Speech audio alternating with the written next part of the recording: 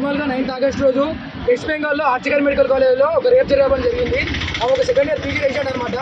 డ్యూటీలో ఉన్నప్పుడు బ్రూటల్గా rape and murder చేశారు.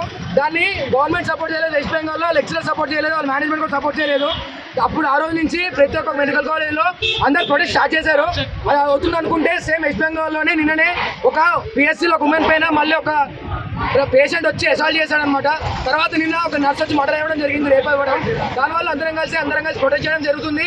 ఈరోజు మేము పట్నం మెడికల్ కాలేజ్లో అందరం మెడికోస్ పీజీ ఇంటర్న్స్ ఫ్యాకల్టీ అందరం కలిసి ప్రొటెస్ట్ చేస్తున్నాం పీస్ఫుల్గా.